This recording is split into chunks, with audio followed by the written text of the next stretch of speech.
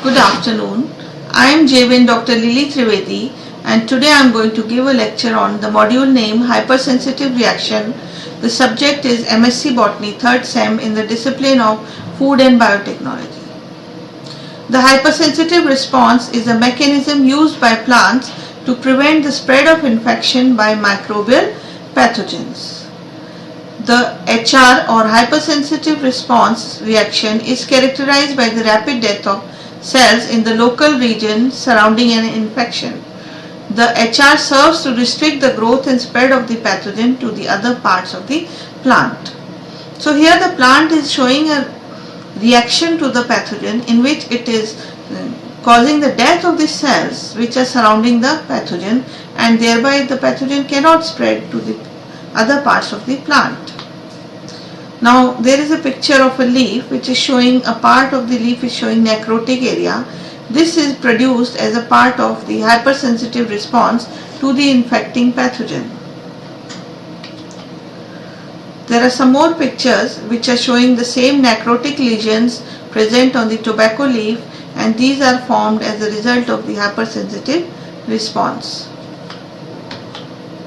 Hypersensitive response or reaction involves only a single cell or very few cells when the virulent pathogen is artificially injected into non-host plant or a resistant plant, and when a virulent strain is injected in a susceptible host plant, it induces hypersensitive response.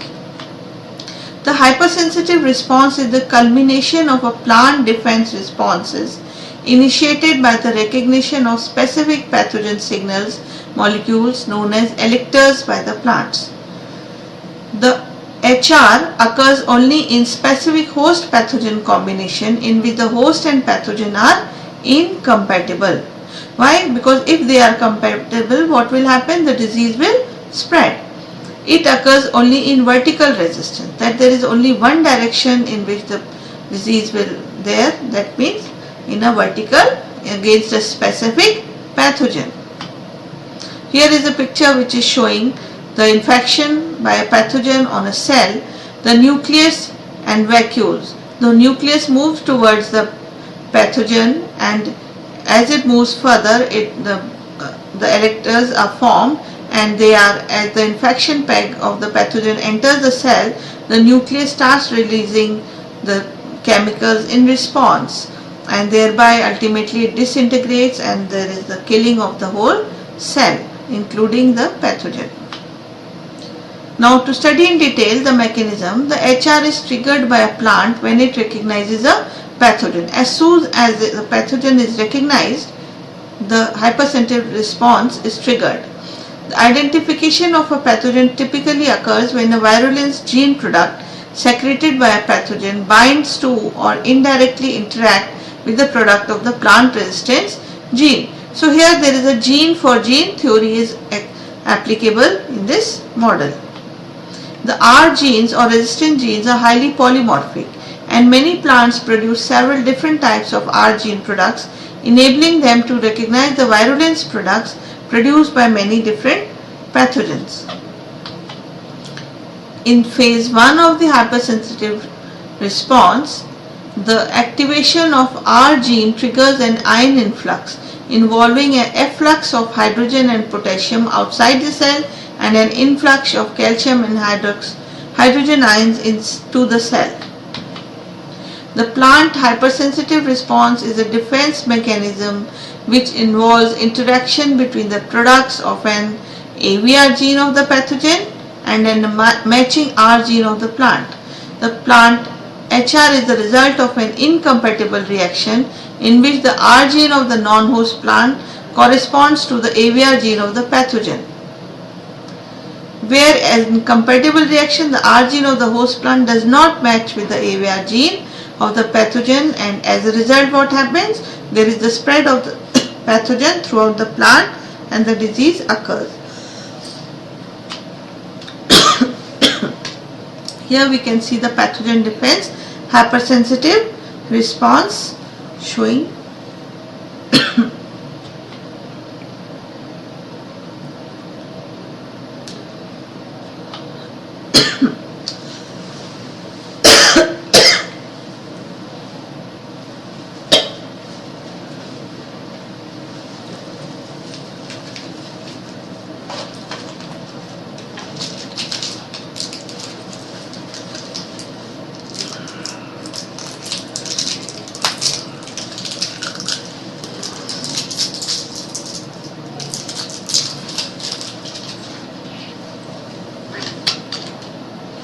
E.C. Stockman in 1915 credited the hypersensitive reaction, and the hypersensitive plant disease is credited to first recognized by Clement in 1963 in bacteria. In phase 2, the cells involved in the HR generate an oxidative burst by producing reactive oxygen species, that is ROS, superoxide anions, hydrogen peroxide, hydroxyl radicals and nitrous oxide.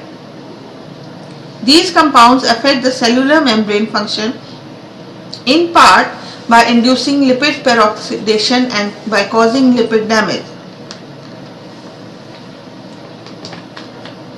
The alteration of the ion component in the cell and the breakdown of the cellular components in the presence of ROS results in the death of affected cell and the formation of local lesions.